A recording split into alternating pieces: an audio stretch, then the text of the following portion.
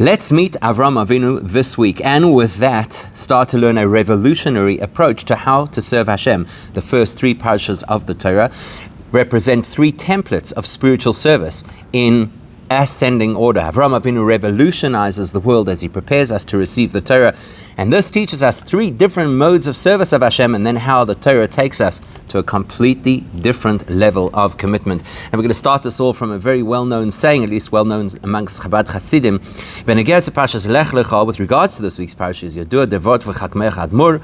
We well know what the Frierdiker Rebbe says, B'Shem Aviv Chak Admur Merashab Nishmas Eden, in the name of the Rebbe Rashab, Zeh L'Shoinoi, in the following words. Parasha Bereishis is Afrei Lecha Sedra. The first parasha of the Torah Bereishis is a joyous parasha, of course. Deibishter Baruch Bashafen Welten und Nivroim. Deibishter created worlds and created beings. But the Seif und the Seder is Afilinita Gora Azeh Geschmack. The end of Parashas Bereishis, not such a positive feeling. Parashas Noach is the Mabel. Parashas Noach centers on the story of the flood. It's a Kalamute Nevoch. It's kind of depressing week. But at the end, the week ends on a positive note, as the Giborim Avraham Avinu, because Avraham is born and there's a light that shines in the world. But says the Rebbe Rashab, the emes freiliche Woche is aber, which is really the happy week of the three. Parashas Lech Lecha, our parasha this week, was alle Tag von Woche leben men mit Avraham Avinu chulei, because throughout the entire week, every day of the week, we live with Avraham Avinu.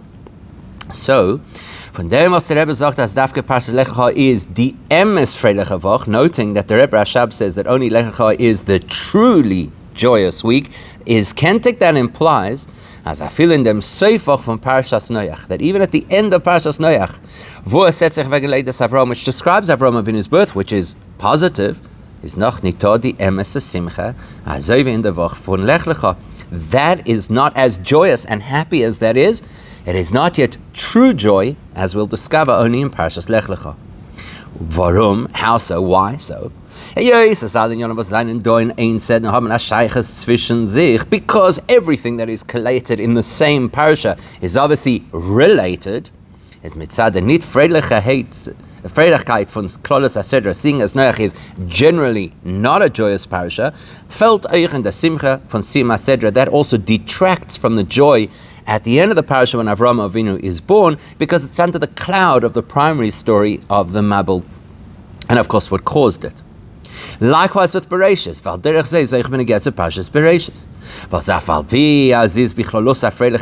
in spite of the fact that Bereishis is generally an upbeat Sedra because it talks about creation, von deswegen, nevertheless, mit Zademos in Seif is nit gar azeh geschmack. As the Rebbe Rashab says, the end of the parasha is not so enjoyable.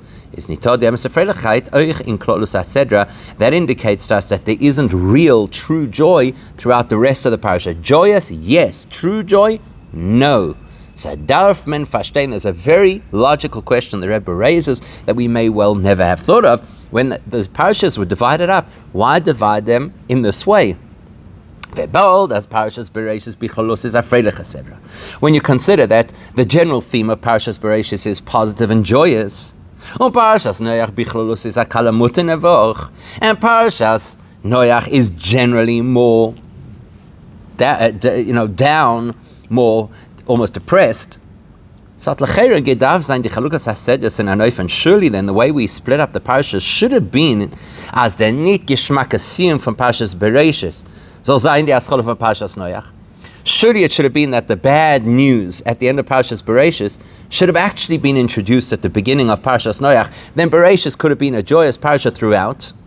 Und der Freiliche Seif from Parashas Noach led us Avraham Avinu, and likewise the good news at the end of Parashas Noach that Avraham Avinu is born, soll sein der Anoid from Parashas Lech Lecha, should have been removed from Parashas Noach, so it wouldn't be tainted by the negativity of that parasha, and should have been put into the beginning of Parashas Lech Lecha, which would then make it, of course, suit the theme of joy.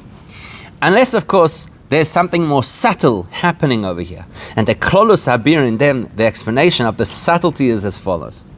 Sis Yodua let's introduce a principle which is going to help us understand everything that's going on over here, because we know, as mit Avraham Avinu, from the time of Avraham Avinu, was der Ilu from Parshas Lech is kenal, was alle Tag von der Woche lebt men mit Avraham Avinu. Obviously, that's going to speak to the nature of Lech Lecha and why it is such a joyous parsha, because we will live with Avraham Avinu. So what is it that we need to know about Avraham Avinu?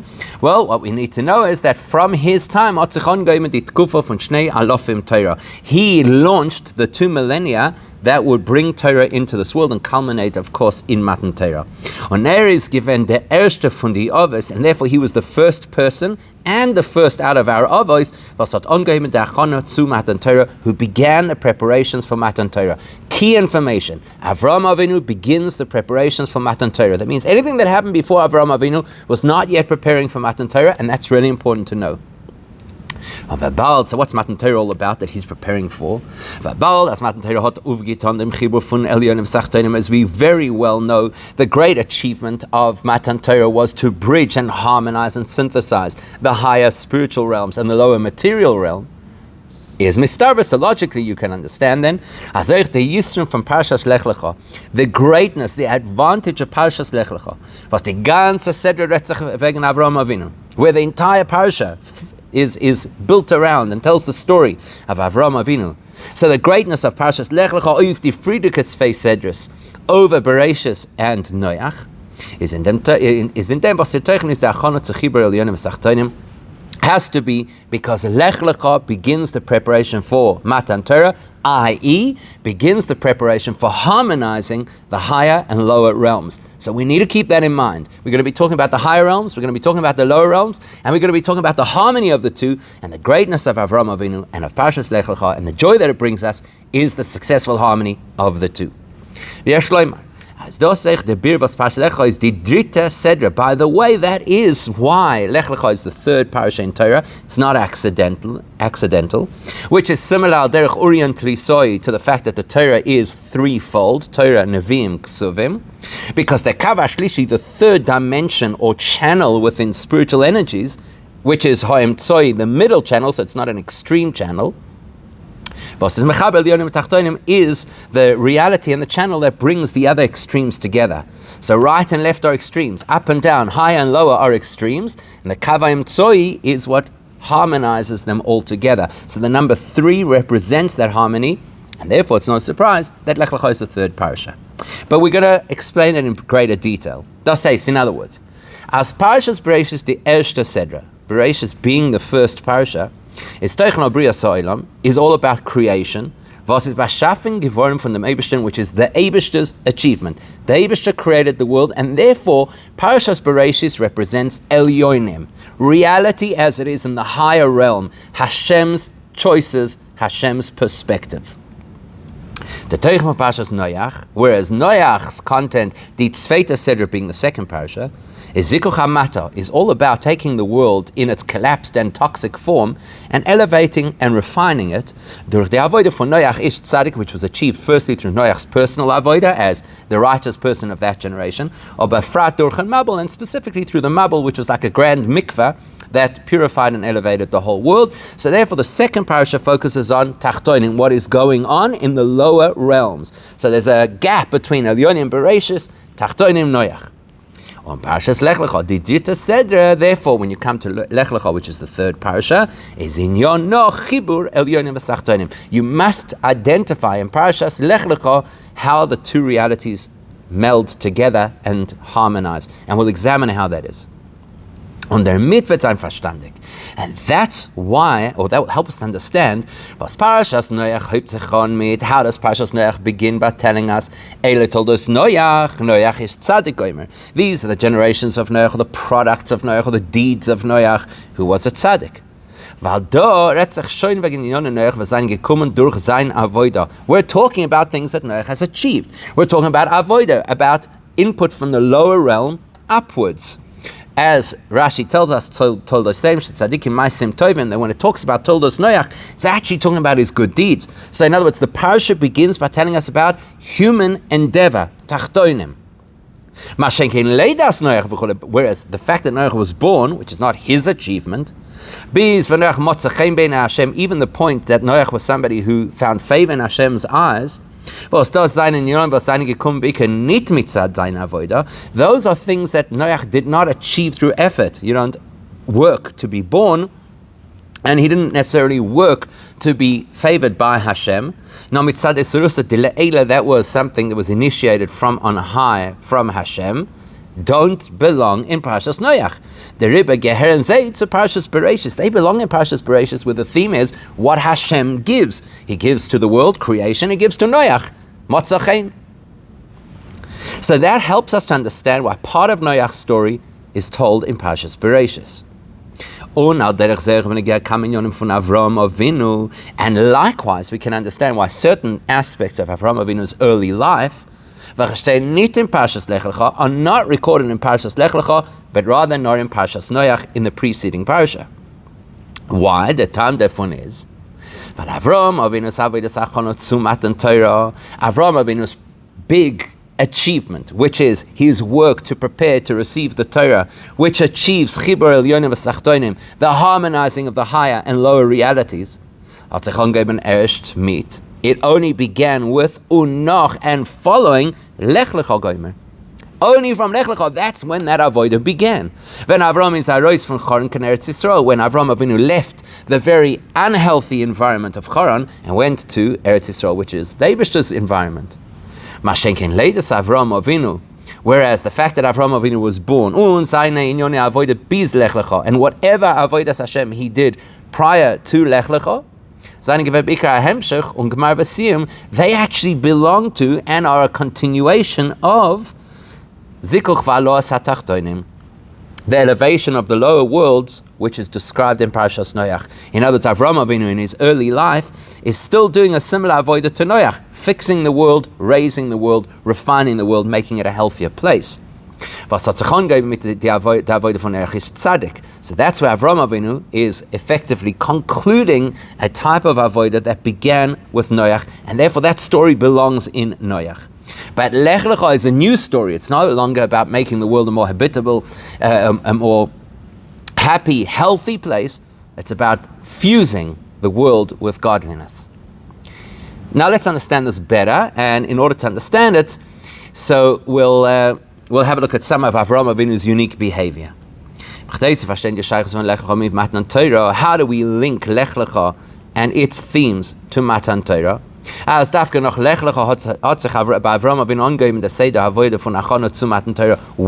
Lech Lecha do we have evidence that this is where Avraham Avinu began his work to prepare the world to receive the Torah and to be transformed through the Torah?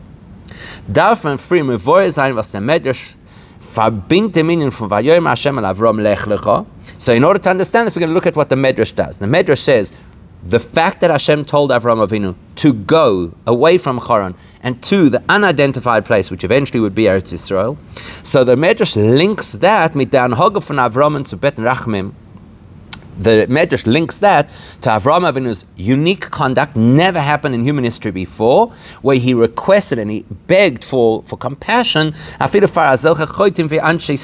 even for such rogues like the Sodomites. Which is completely different to Noach, who went about his avodah. Okay, I've got to build a teva, I'll build a teva. I've got to put my family on it, I'll put my family on it. And he doesn't argue with Hashem or try to defend or daven on behalf of the wicked people of his generation. So the Medrash links Lech Lecha, the process of leaving Choron, with this principle that Avraham Avinu is willing to daven for those who are apparently not deserving. So Lechera is not move on. Doesn't seem to make sense. The fact that Avraham Avinu was willing to ask for divine mercy on behalf of the people of Sodom is doch gewesen, nur als soll nitzel werden in Schuss von die Tzadikim, was haben sie gekannt gefunden dorten. We know from the way that Avraham Avinu words his petition to Hashem that the entire argument was, if we can find tzaddikim in Sodom, let them protect the other people in Sodom. In fact, the Zohar is even somewhat almost critical of this, where it says, the Zohar makes the comment that because Avraham Avinu's entire argument was only based on the possibility of there being tzaddikim who could carry the load and save the people,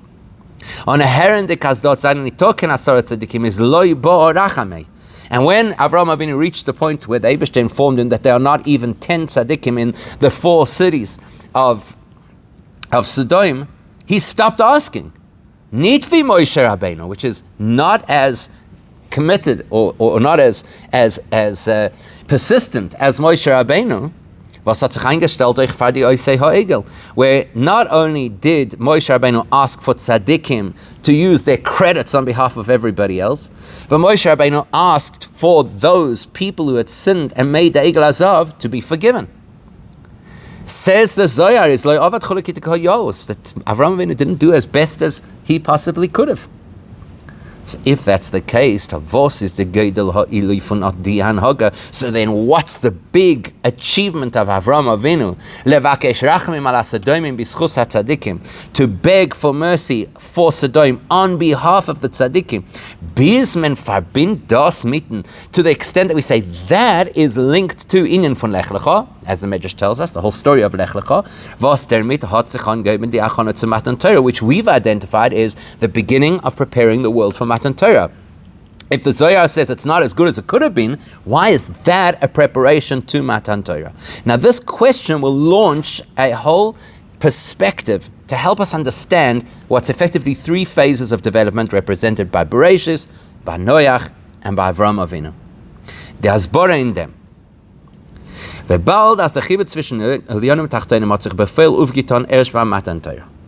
of all, what we have to acknowledge as a reality is that the ability to fuse the higher and lower realms was only activated once the Torah was given. That's the Chiddush of Matan Torah. And Avraham Avinu obviously lived before that. When Avraham Avinu Savoid is given nor di hachona dertzu. So all Avraham Avinu could do was lay the groundwork and prepare for Matan Torah. But he couldn't yet have the experience of Matan Torah.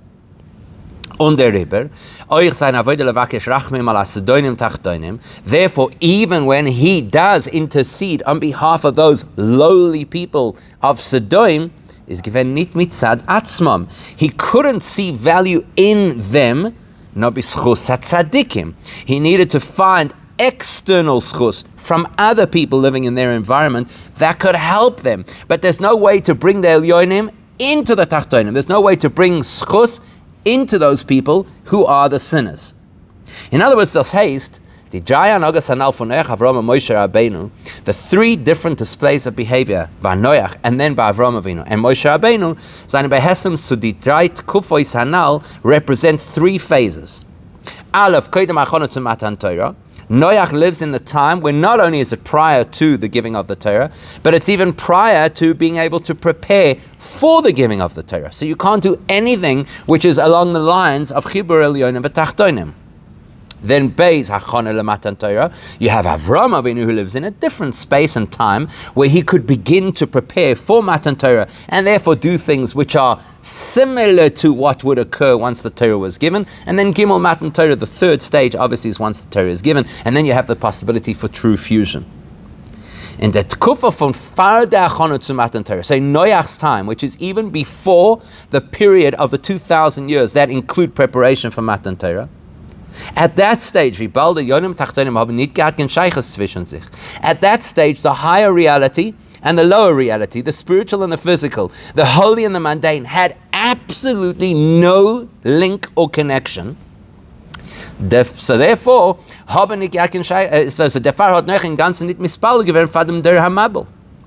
so therefore, it didn't enter the realm of possibility for Noach to daven to save the lowly people. Lo avad midi, he did nothing because there was nothing to do.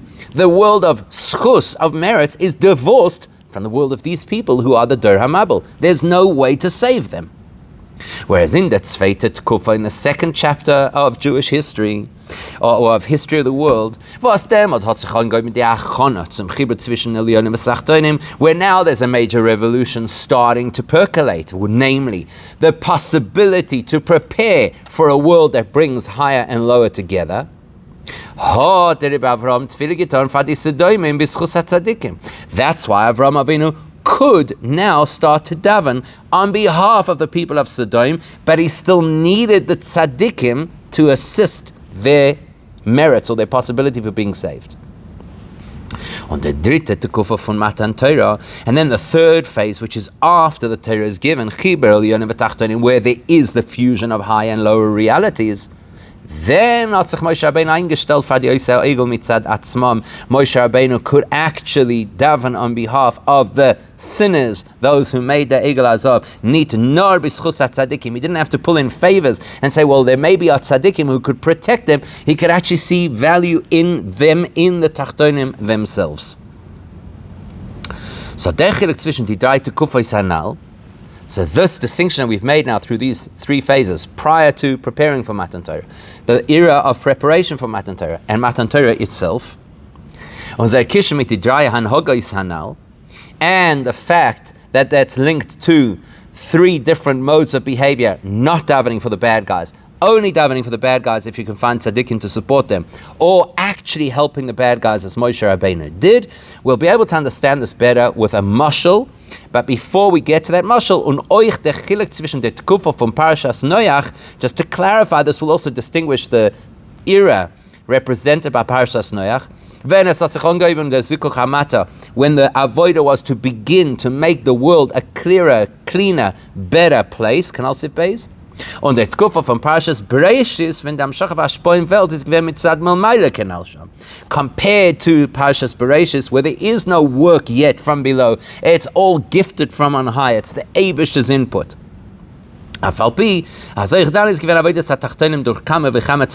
Which of course doesn't preclude the possibility that there were tzaddikim who lived between Adam and Noach, including obviously Adam, who also did avodah. So to understand this very well, we'll understand it with a parable from Ashpos HaSeichel Mirav LeTalmid. When you have an incredible teacher teaching an ordinary student, there are three possible ways that the teacher could teach the student, which will reflect three possible phases of the development of our world. Ein Oifen is one possibility of how the teacher teaches. As der Rav gibt zu verstehen dem Talmud bloß dem Seichel was ist im Mashpia. The teacher holds the controls. The teacher only shares with the student what the teacher will share with the student. But geht sich aber nicht ab zu auslernen, but he doesn't invest time and energy and effort to train the student to understand things on his own. So this teacher has got a guaranteed lifetime job because he never empowers the students, so all of the teaching is 100% dependent on him, and he feels amazing. People always need to come to me to learn. The zweite, and the second possibility is that not only does the teacher share information with the student, but more importantly, the teacher shares methodology with the student. And trains the student to become intellectually self-sufficient. Far greater level of teaching.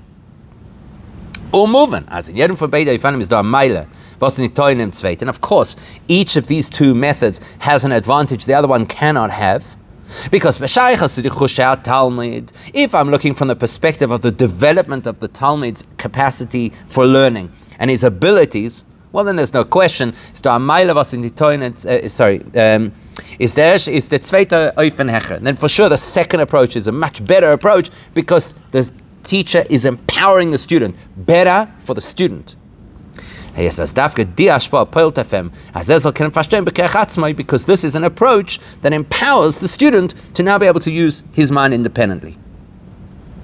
Yet, if I'm looking from a different perspective but if I'm looking at the quality of information that's being shared, then the first approach is far better because the student will never be at the level of the teacher. So whatever the student will get to understand of his own accord, because he's been given the tools by his teacher, and therefore can actually learn and understand. It says, whatever that student will ever come to understand will be a fraction of what the teacher understands. So if the teacher is now speaking from his perspective, the Talmud is actually getting something of a far higher quality. So the advantage of the first approach is the quality of the content. The advantage of the second approach is the quality of the student. And then there's a third approach, Adrita Oifren, which brings both advantages into the same space. What is that approach? Is as the Ashpo von dem Rav is and Talmud ad kdei kach, where the teacher has such a profound impact on the student, as the Chushim von dem Talmud werden wie Chushe Horav, that he develops the student to the point that the student becomes a teacher. Not just capable of learning, but capable of teaching, not just capable of teaching, but at the level of the Rav himself. Was dann ken schon der Talmud allein bekechatzmoi mechadash masik sein sichrim nalem azovi der Rav. Then you have both advantages: the ability for the person to self-propel, to learn and innovate on his own, and the value of that high-level quality because he's now a teacher of his own. From Parshas Bereshis, Noach and Lech, Lecha. So we can now identify the three eras represented by the three parashas that start off the Torah.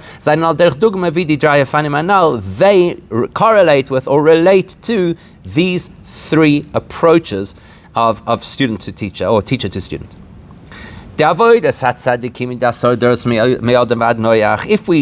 If we examine how the tzaddikim who lived from the time of Adam Arishon until the time of Noach, how they had an impact or influence, and how they served Hashem, is beikir geven mitzad hashpo milmayla. It was very much about what the Eibishter shared with them. Und nicht verbunden auf so viel mit dem Koyach und Uftu von die Tzaddikim Gufa, and very little was their own volition, was their own motivation. It's all gifts from Hashem. And there's a great example we can look at. Azovi Chanoich. So you got a person, Chanoich, the Torah identifies as a tzaddik. Despite living in a corrupted generation. The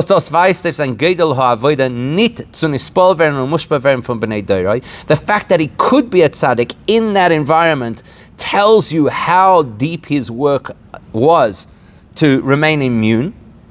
Von deswegen ist given kal bedeiter leharshia. Yet the Torah indicates, and the Mefarshim tell us, that he was actually very susceptible to influences, negative influences. Und wollte noch am Zman verblieben zwischen Bnei Doroi. Had Chanoich lived longer in that unhealthy environment, wollte sich misgaber gewesen finra, he would not have been able to withhold and withstand the external pressures. On the river, Mira Kadosh Baruch Hu Silkai. That's what the Eibishter, as the pasuk says, Ve'inenu ki lo kacho soilekim. The Eibishter took him at a younger age. Valdos was tzaddik hoya, because that is illustrative of the kind of tzaddik who lived at that time. Why was Chanoich a tzaddik, or any of his contemporaries? Is beikir given was primarily nicht durch seine eigene koiches, not because of his own efforts or abilities. Rather, it's because the Eibishter allowed him access to a higher dimension, to an awareness, to a spiritual light. And that's why, if he had been left for longer in this horrible world, well, then what would have happened is, he would have entered a reality where the light couldn't penetrate anymore. He would not have had the personal capacity to maintain his holiness, his tzidkus, von tzidkus v'friya, and he would have fallen. That's the first phase, the phase of Bereshis. The Eibush is radiating inspiration and energy and light into the world. And if it pauses for a second, everybody's going to fall to pieces. And that takes us back to the first possibility of how the teacher teaches. Even though the student understands what the teacher is teaching him, and even works hard to make sure that he understands it well, the student is not yet empowered to generate his own insight and his own wisdom. That's the first era. Now, from Noach, things change, and for the next generation, the next 10 generations till Avraham Avinu, is showing given. Now there's a whole different focus, which is not reliance on divine inspiration, Now suddenly there's personal responsibility. What are we going to do? How are we going to work with the world? How are we going to make the world a better place? And that's why you start to see people who start to have an influence outside of their own immediate space. We don't find that between Adam and Noach, that there's people reaching out, touching, affecting others. Let's look at Noach as an example.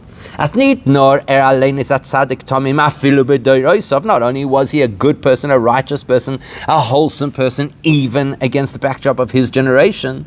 Not only is he not susceptible to bad influences like Chanoich, but more than that.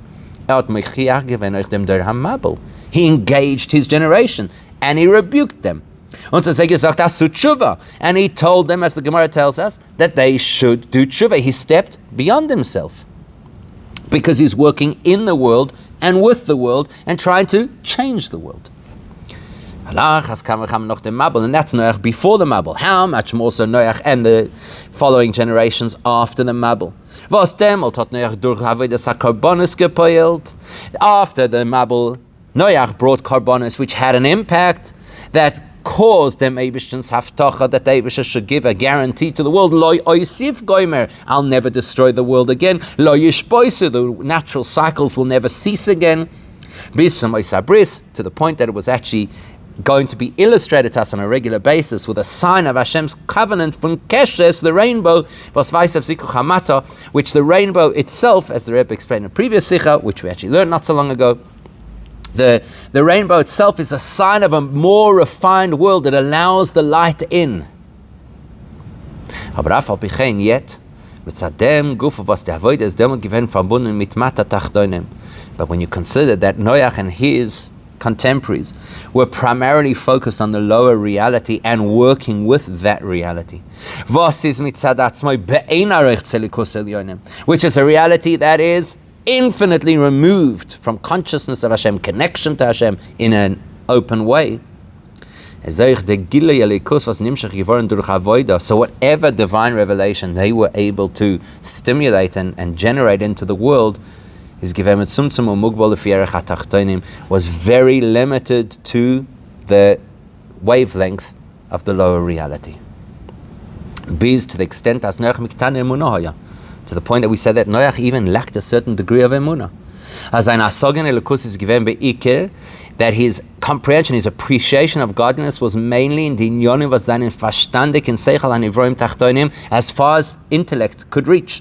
That was his relationship with Hashem, his perspective of Hashem.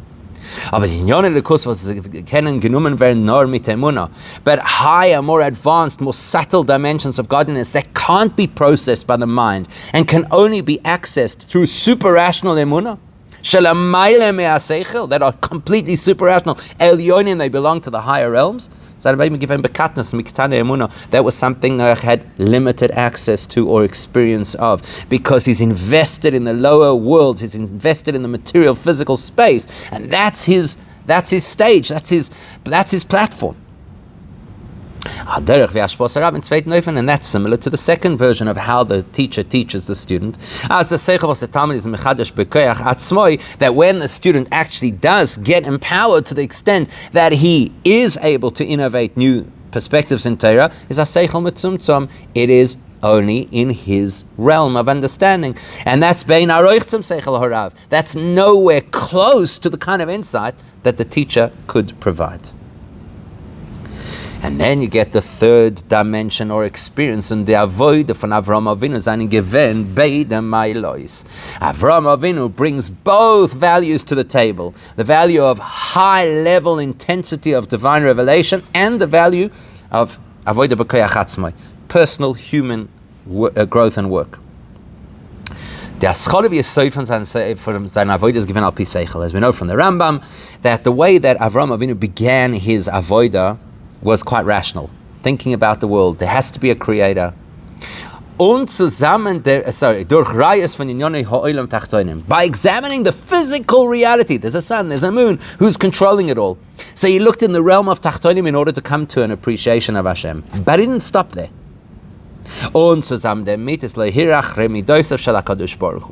In spite of starting from such a strong rational basis, he reached a point of being unquestioning of Hashem. As the pasuk says, that his heart was completely committed.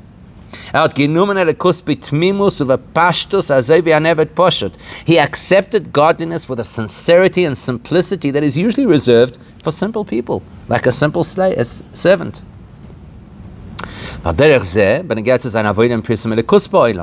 likewise, that's Avraham Avinu's personal avodah, but you'll actually identify the same paradoxical harmony in his avodah tackling the world. Yeah, both sides. The message that Avraham Avinu shared with the world, that there's a creator, that you have to acknowledge Hashem, was beyond the faculties of the average person. And yet he brought it down into their language to the point that they heard it, that people joined him. To the extent that even the simplest of people could follow what he was saying. And that is, and that's similar to the third possibility of how the teacher not only teaches and empowers the student, but transforms the student, where the impact is so great that the faculties of the student become akin to the faculties of the teacher. Now you'd think that's it, we've reached the ultimate. You need to remember, that's only hachana le matan Torah. That's only a preparation to matan Torah. Even that third achievement, the third state of sharing and empowering and teaching, where you achieve success to the point that the student's faculties become likened to the teacher's faculties, that is only to illustrate to us how the period preparing for Matan Torah worked. The achievement of Avraham Avinu's avodah. But it's a neat oifen chibur gufa was given by Matan Torah. That doesn't yet explain what the world looks like once the Torah is given, and we truly fuse the higher and lower realities. The fact that the teacher's input in our parable was so potentially powerful as the that could actually transform the faculties of the student to become like the faculties of the teacher, is obviously only possible if the student was smart. Somebody who was in a position to be able to absorb what the teacher had to share.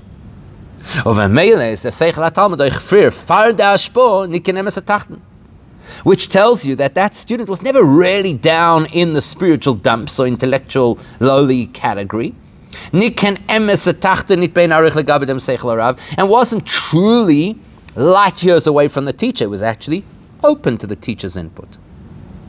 In other words, yes, the teacher transformed the student, but the student was a suitable candidate for the transformation.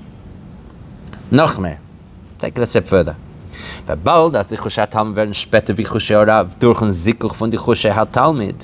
Because what we're describing over here is that the Talmud becomes so refined and elevated that he is now similar to the faculties of his teacher. That implies, firstly, as we've already said, obviously the student was not completely off the track. He was obviously a candidate who was suitable for this kind of input and this kind of transformation. But is the Chibur von Rabbi mit dem Talmud nur mit der Darge von Seichel HaTalmid, was wird nicht salven ist dakich durch Hashpos Harav. The truth is that the connection, the bond, the fusing between teacher and student is actually only happening in the highest faculties of the student, the intellect that was ready for this information. But you're not really seeing an impact on the student as the student was before he entered into the space and into this engagement. In other words, two things. The student was obviously susceptible and ready to receive, So we don't know what kind of hashpah the Rav could have on somebody else. And the student is only really getting touched in that part of himself that is designed for this kind of relationship. But what happens at the time of Matan Torah? That blending of the high and low realities is Allah. First of all, the first thing we have to acknowledge is the lower world that was about to be infused with godliness through Torah was a lowly world. Adarabah, sie ist given a gzeira Schnitt zwischen sie. Not only was it lowly in principle, there was a decree, there was a chasm between, there was an impossible gap between the lower world and the higher world. The only way that threshold was crossed is only because the Eibusha can do anything. In any logical reality, there is no way to bring godliness into such a low tachtonim. But the Eibusha is not bound by any of those rules or logic. The Eibusha can prevent whatever would prevent something from happening. He can handle the ultimate paradoxes and therefore create the possibility for something that doesn't make any sense.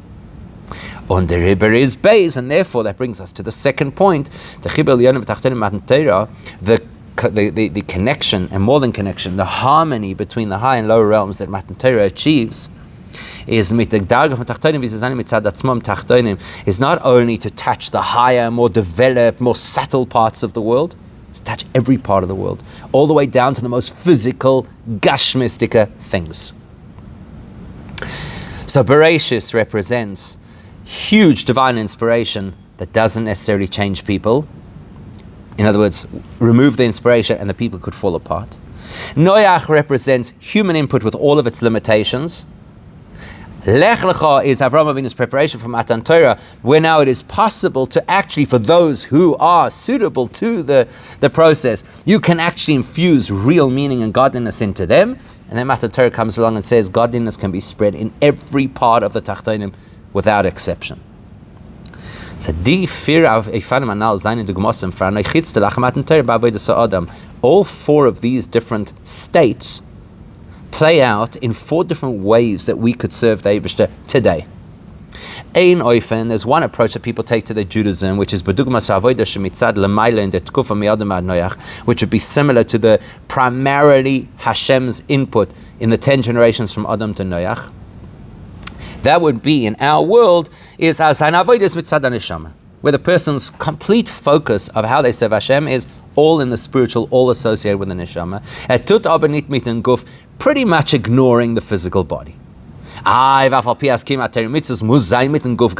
completely ignore the body because you need physical activity in order to do Torah mitzvahs. Fine. This person doesn't see that will have value for the body. The body will help this person facilitate their observance of Torah mitzvahs and their access to Gan Eden. The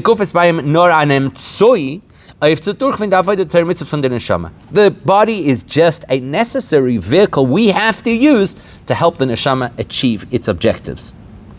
For sure, somebody in that headspace is not looking to have a positive impact on the world out there because as long as I'm spiritually connected, that's what counts. One mode of avodah.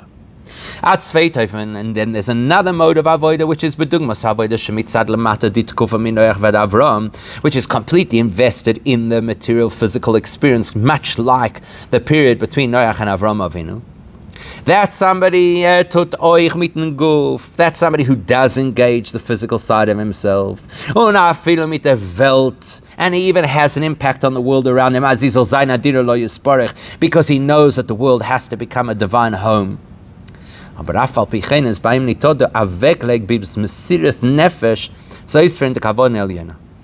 that person is not yet ready to go out and sacrifice anything or go beyond what is comfortable or beyond what makes sense to do the Eibishter's avodah. It all has to fit into the Tachtonim reality, which is quite narrow. As die Welt soll sein, he's not ready to put his life on the line that the world should become Hashem's home. In dem is norif as feel was is neger zu sein metzius. He's just willing to do whatever he feels is correct to do or comfortable to do. Zum Mal sein tafkid, that he could feel satisfied that he's discharged his responsibility. Here's an example. He does believe that you have to reach out and you have to try and influence other people, that they should also engage in Torah mitzvahs. Aber seine Stadlis is in them is not even wie viel was verbunden mit Kim Atziva heucheach. But he has a clear protocol that he uses. The Torah tells us, you have to rebuke another person. In other words, you've got to set them straight, so to speak. Something he has to do because he was instructed to do it. But he doesn't have the commitment and passion that the Jew should be impacted, that the Jew should be reeled in. He just says, I have to fulfill my obligation to do mifzoim, to reach out to somebody else, to say something. That's pretty much like Noach in his generation. Despite the fact that he spent 120 years trying to get a message across to them every single day, he did it because the Eibusher told him to. Und der Farbe schaß sein Teuchacha, als es on Shuvaton hat nicht geholfen. So when he turned around and said, I'm sorry, but it didn't work, hat sich nicht eingestellt mit einem Messias Nefesh, zu betem Rachmim, say. It never occurred to him that he should go and put his life on the line and confront the Eibusher and say, maybe have compassion. So I did what I had to do.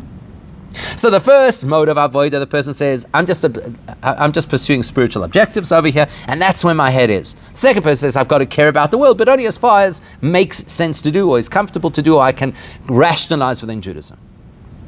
And then there's a third kind of avodah, which is bedugmas avodah von zman achana lematan Torah, which would reflect the period of preparation for Matan Torah, where you can already start to sense the connection and the possibility of union between the higher and lower realms. That's where you find a person who is completely dedicated, even to the point of Mesiras Nefesh. Where it's not about saying I tried my best, it's saying I've got to keep fighting and pushing and going and doing until the world becomes Hashem's home. And that's the world. How much more so the consciousness that this person has, that I have to love a fellow Jew, so therefore I have to bring them close. But as much as this person is gung-ho and passionate and out there and going and doesn't want to rest until they've achieved their objective, but there are some limitations. Is das an Öfen von Tomiten Zulas Vu? So first of all, the approach is, the mevukish is not uftzeiben yenem mekarev zanim tzitayra mitzvahs. First of all, the approach is, let me get that person to elevate, to improve, to transform. Aber nicht zu Trogenkeit, zu jenem, wie steht in sein Tach nach Matzev. But not that I should go and really get my hands dirty in that person's world. It's like the teacher who says, the student is a student who's a good student, so I'm going to invest in him. The student is not so smart, leave that for somebody else. Beis, seine Stadlich zum Mekarev sein jenem zu Avodas Hashem is dafke when it felt as jene shaykh zu niskarev. So number one, he doesn't want to go into the world of that person and really get deeply, into his space. And also he wants to make sure this is somebody who is a keli. Exactly like we saw with the teacher-student. First of all, he wants the student to be elevated to his reality, that's the anticipation. And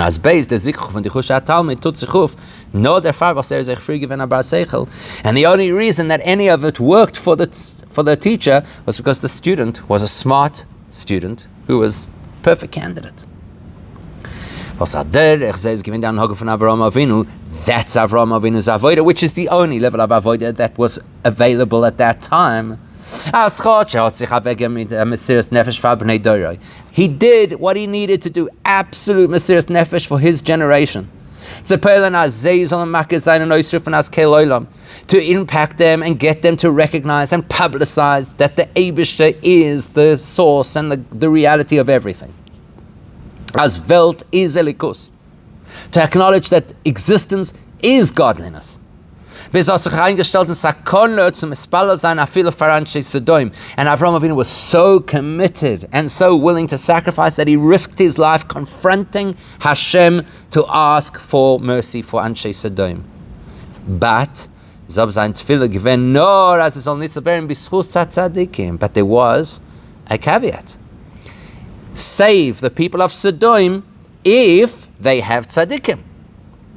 In other words, there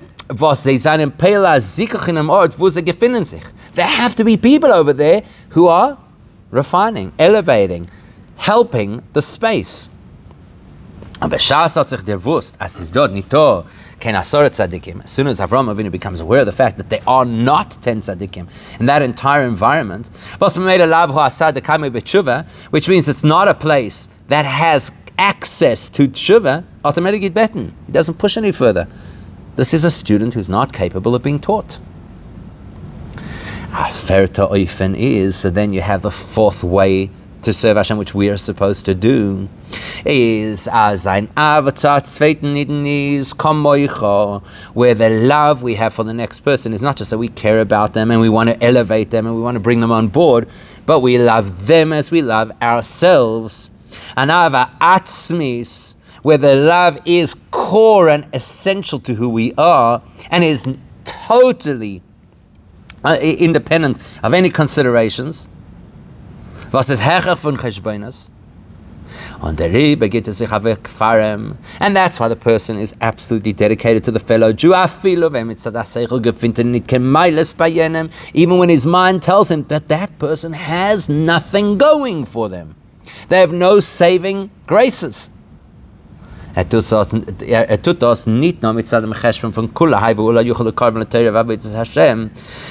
the person reach out?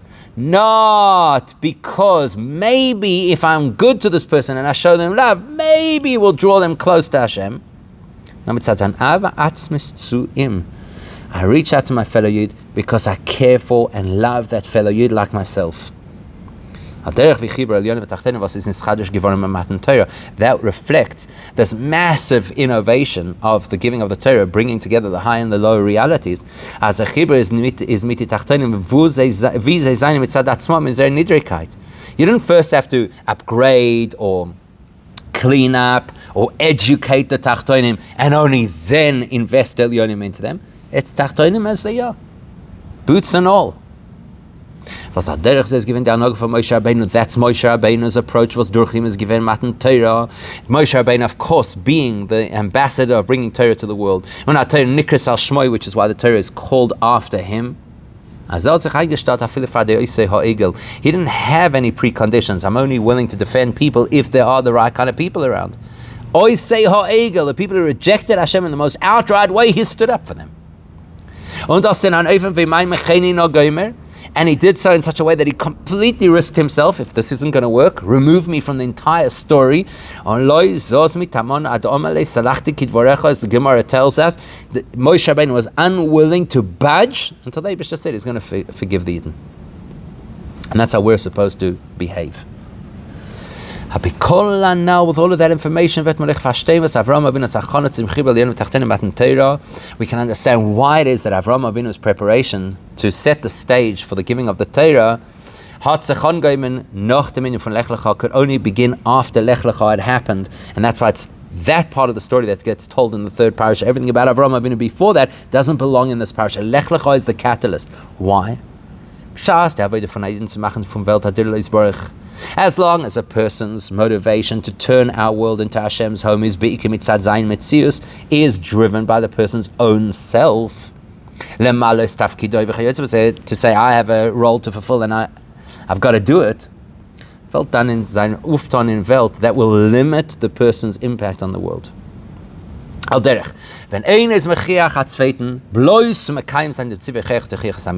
Here's an example. A person who reaches out to try and encourage another Yid to do another mitzvah because the Torah says so. is afil when so even if he does so 100 times, because that's the double expression that even if you have to repeat yourself 100 times, and he did, 100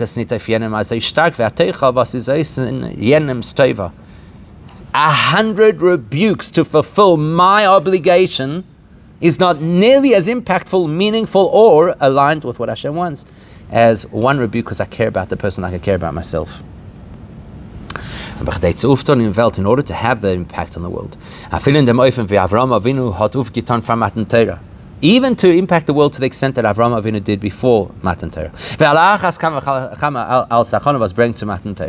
And especially when you're talking about Avraham Avinu in the stages of preparing for the giving of the Torah, in order to have that impact, you need one critical introductory step.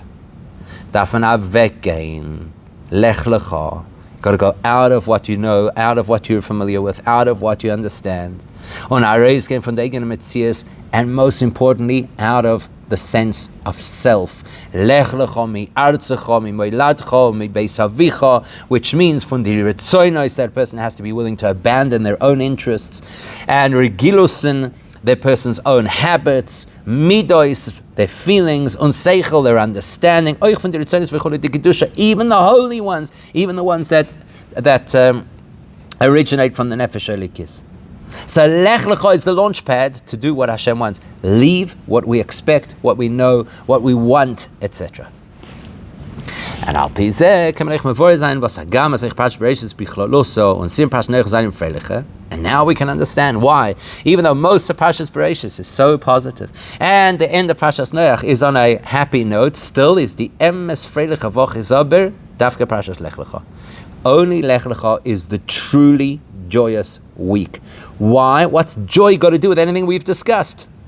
So the nature of joy is that Simcha is Peiretz Geder. Simcha breaks barriers on the river. Now it makes all perfect sense. Parshas Bereishis. Bebaldas Simcha von der Seder is, why is there joy in Parshas Bereishis? Wie gesagt, wer sagt nicht das sicher? It's because the Eibishter did amazing things, created worlds, created beings. That's why there's Simcha. That's not true Simcha. Because look, an amazing thing happened at the time of creation. From absolute nothing, a whole existence came into being.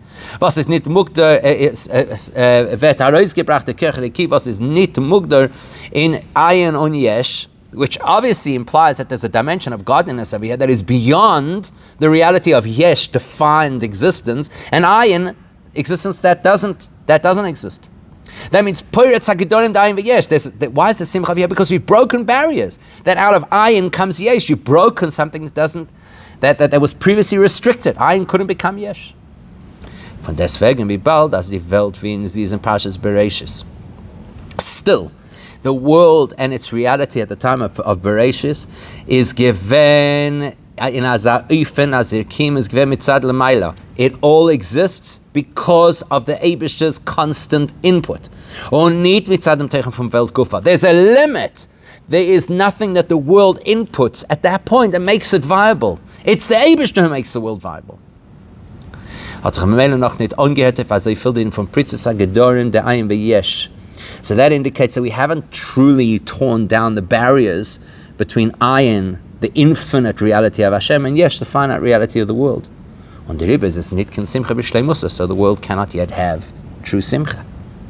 Haderech says when he gets him say from Parshas Noach, likewise the end of Parshas Noach, yes, it's latest Avraham Avinu. Avraham is born. Der erste was hat gemacht der Achone zum Bitter Gzeira zwischen Yolim Tachtonim Pritzes Hagedorim, who would go on to become the first person to start tearing down the barriers between the high and lowest realms. In other words, Poiretz Geder. As we bald, dann is noch nicht given der Achone befeual, because at that stage it was only all in theoretical potential and nothing had actually started in practice. Because as we've already identified, the process of preparing the world for Matan Torah only began at the moment of Lech Lecha, breaking out of self. It says, so it can't be true simcha because you haven't yet broken out. Dafka Parshas Lech Lecha. But when you get to Parshas Lech Lecha, which is now truly preparing the world for bringing the high and low realms together, which means to break every possible rule and barrier in existence, is the Rebbe the Emes Freilich Havoch, Simcha Peretz Geder. That's the truly joyous week of the three. And of course, the message for us is when we do the avodah of Chibur Lionim V'Tachtonim, like Avraham Avinu, and certainly much more importantly, like Moshe Rabbeinu, that will also bring absolute simcha to us, an absolute bracha, and be paritz all the gedorim of Golus, and bring us Mashiach now.